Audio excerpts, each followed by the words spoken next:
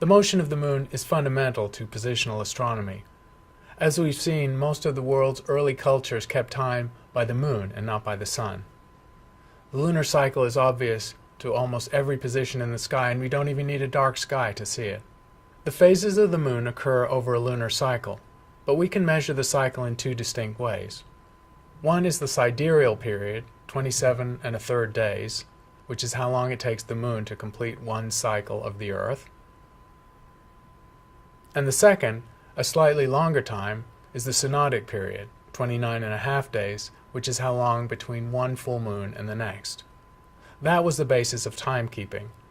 Since the synodic period is almost exactly 29 1/2 days, the first lunar calendars were based on alternating cycle of months with 30 days and 29 days, giving an average of 29 1/2. The synodic period, or time between full moon and next full moon, is a day or so longer than the sidereal period of the moon, because the moon is traveling around the Earth while the Earth travels around the sun. The phases of the moon are caused entirely by the varying illumination of the moon as seen from the Earth. Remember that the moon is always a half illuminated by the sun, but we see fractions of that half illumination depending on the relative positions of the Earth, sun, and moon.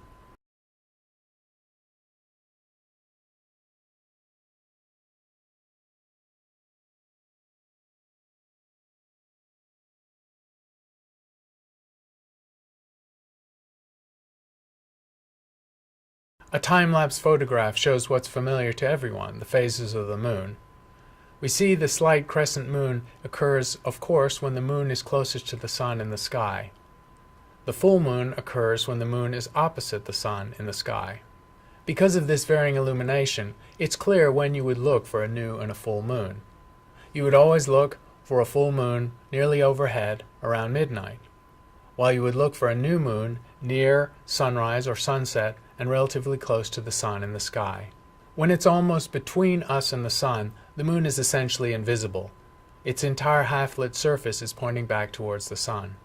Interestingly, the new moon is not entirely dark. It receives a small amount of light from the Earth, called earthshine, and this has been detected. Another subtlety is added by the fact that the Earth's orbit of the sun is tilted with respect to the moon's orbit of the Earth by about 4 degrees. This means that when the moon passes between the sun and the Earth around a new moon, it rarely directly intersects the line between the Earth and the sun.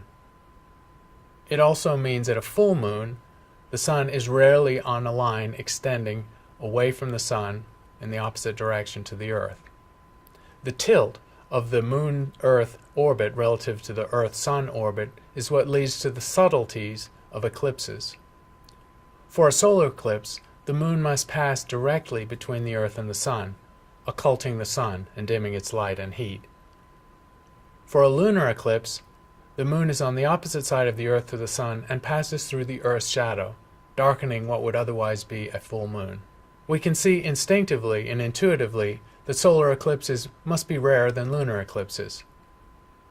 A solar eclipse will only occur when the sun is directly occulted by the moon and we happen to be on a position on the Earth's surface to be in the shadow, or umbra. However, a lunar eclipse occurs when the Earth casts its shadow over the entire moon, and anyone on the night side of the Earth can see that. The simplest statement to make about eclipses is that if the Earth-Sun had no tilt relative to the Earth-Moon axis, solar and lunar eclipses should occur every month. They do not because of this 4-degree tilt. In fact, solar and lunar eclipses occur roughly every 6 months when the so-called nodes are lined up, which means the tilt of the Earth-Moon axis happens to line up with the Earth-Sun axis. The following diagrams are not exactly to scale, but they show why a lunar eclipse is going to be more easy to observe and more frequent than a solar eclipse. A lunar eclipse will occur lasting several hours while the moon travels through the Earth's shadow cast into space. Often the moon gets a reddish glow and is not completely dark, and that's because of light refracting through the Earth's atmosphere and being reddened by dust in the Earth's atmosphere. A solar eclipse means that the shadow of the moon comes almost to a point at the Earth's surface, sometimes spanning only a few miles across. It travels across the Earth's surface at the rate that the Earth is spinning, and so moves very quickly. If you are at a fixed point in the Earth's surface, it's rare for a solar eclipse to last more than a few minutes. The recent record was nearly 7 minutes in 1991. Sometimes, because of the Earth-Sun distance varying by 4% and the Earth-Moon distance varying by 10%, there isn't a full apex of umbra, or darkness, and the eclipse is seen in penumbra, or partial shadow. Depending on these Earth-Sun-Moon distances, a solar eclipse may not be perfect, where the angular size of the Moon is exactly the same as the angular size of the Sun. Occasionally, the Moon can overfill the disk of the Sun, completely blotting it out, and sometimes it underfills it, leading to an annular eclipse, or a ring of light around the Sun. The most spectacular solar eclipse occurs when the angular sizes are almost perfectly matched, and we see a ring of thin light, a diamond bead on a necklace around the edge of the Moon. The blotting out of the sunlight also allows us to see rare atmospheric phenomena of the Sun, like the chromosphere and the corona. This graph of recent and upcoming solar eclipses shows how rare they are. If we think back to ancient times before people could travel far, you can see that it would be rare in a human lifetime to ever catch a solar eclipse, whereas any human would probably see several lunar eclipses in their life. As a result of this, solar eclipses had enormous power in mythology. They exerted extreme psychic hold over ancient cultures. In fact, in Greek myth, told in the tales of Hesiod and Homer, one of the legendary battles between the Medes and the Lydians on the plain in Turkey, near where Troy is situated, was decided by a solar eclipse. Unknown to the protagonists on the battlefield, a solar eclipse was occurring and cast a shadow across the battlefield. The warriors staggered and wandered dazed and confused from the battlefield, and the tide of history turned because of a happenstance astronomical event. The Moon is a prominent object in the sky, and the phases of the Moon are caused entirely by the varying amount of the always half-lit surface of the Moon based on the relative position of the Earth, Sun, and Moon.